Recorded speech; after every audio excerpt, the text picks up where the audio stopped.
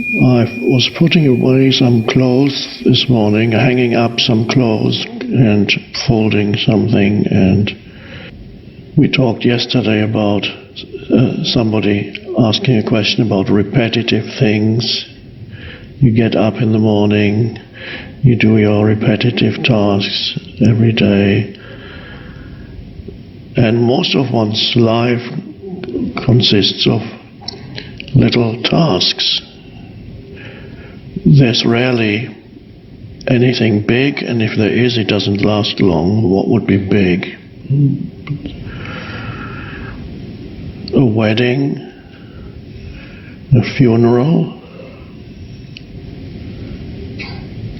or in North America, Thanksgiving, turkey dinner, Christmas, a promotion, or suddenly they write about you in People magazine. Hopefully something good.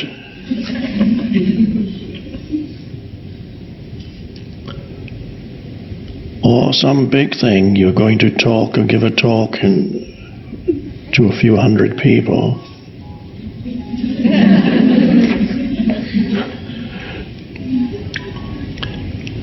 But even a seemingly big thing consists of just one little thing at a time. Now, if you had the idea, this is just a little example, I'm coming back to the clothes in a little while. One could say that folding up clothes and hanging up shirts is an insignificant thing that one would only do in order to get somewhere else. And in this case, if I thought, okay, I have to get this done because this really big thing is waiting for me, all these people are waiting for me to talk, give a big talk, then in the meantime, all the little things leading up to it would be regarded as something that you have to get out of the way or pay little attention to, because I have this big thing coming up. And then this big thing coming up is a mind form, would become a mind form, big thing called people wanting me to say something significant, but who knows if I can say something significant. That would have led to not only not paying much attention to the little things, but also most probably to a sense of anxiety, because the mind has created a big thing. Now, if I had that, then it would not be enjoyable to do what I do, because if every time I got anxious before a talk, that would be dreadful. I'd rather not do it. So why is there no anxiety? Because I realize even a so-called big talk consists of little things. You approach it, they pick me up in a buggy and then drive, and then I step out, and then it's generally one step at a time. And then I sit in a little room for a few minutes and look around and breathe, and then I come here. It's still one little step at a time, and then I sit here, and then one word comes out, and then another word comes out. It's just, that too is just small. It's only the mind that creates differences and says, I'm waiting for the next big thing. And for other people, a big thing could be the next vacation they look forward to. In the meantime, they're just trying to get to that future moment. Or the next, or getting married, looking for someone to get married, finding the right relationship. That would be the big thing, wouldn't it, if I could find that the partner, the ideal partner for me, and then you're looking towards that, and in the meantime little attention is paid to the intervening periods. But the strange thing is most of your life is the intervening periods. 95%, no, 99% is something that happens while you wait for something else to happen.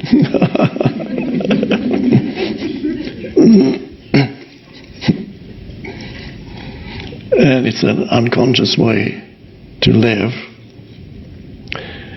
So, as I was folding up my clothes, and I realized how extremely pleasurable the activity is, and not because of the simple movements of putting it away, but there's an underlying stillness with it that goes with that.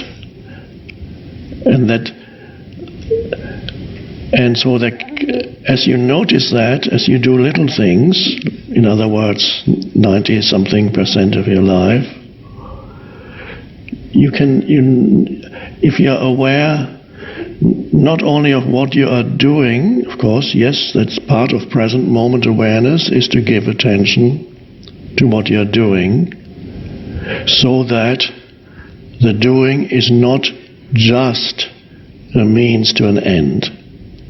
The greatest fallacy and big dysfunction in people's lives is that almost all they're doing is a means to an end, that implies future, of course, is a means to an end, and unconsciously the end is regarded as more important than the means. But, of course, the end, which is in the future, is always in the future. The moment it comes, it's the present moment. But the mind pattern that has lodged itself firmly in people's minds is always that the next thing, and it's the thing that I really need to get to. So the moment the so-called future comes, it appears as the present moment. Something else almost simultaneously or very quickly afterwards, something else appears looming up in the so-called future. Oh, I need to get there. Of course, there are things that you need to achieve and go towards, and that involves time and so on. But if that absorbs almost 100% of your attention, or even if it absorbs 80% of your attention, you're out of balance, because if future absorbs 80% of your attention, you only have 20% of your attention left for the one thing that is ever real in your life, which is the present moment. So the present moment is just, okay. So that's why many people don't actually, very rarely feel really comfortable with the present moment. It's rare for people to regard the present moment even in a friendly way. Many people live continuously in some kind of almost confrontational or denying relationship with the present moment.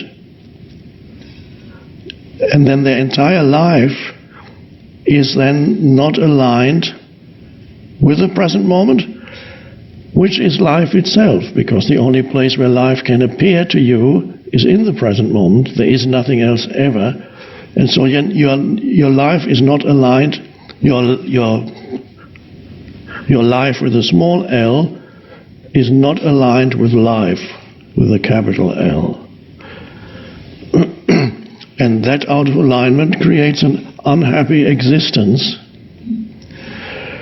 And millions of people leading such an unhappy existence create an entire culture or civilization, every aspect of which reflects back to you that basically unhappy state that all those millions are in.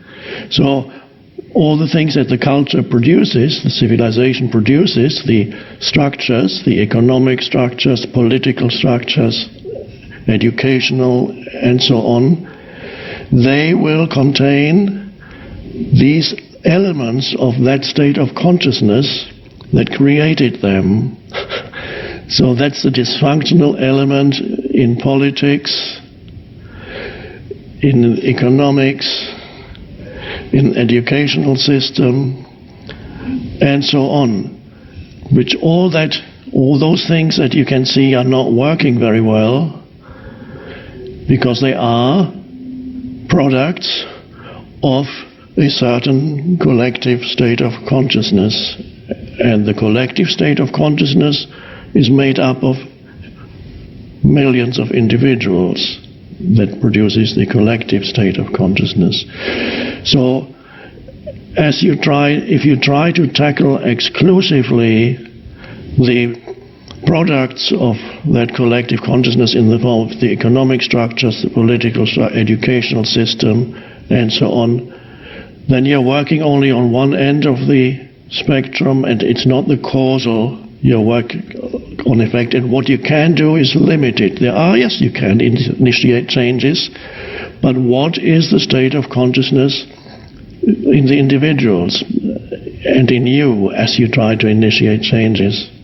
So the causal is the individual, so that the individual no longer lives in a way that produces unhappiness and is dysfunctional.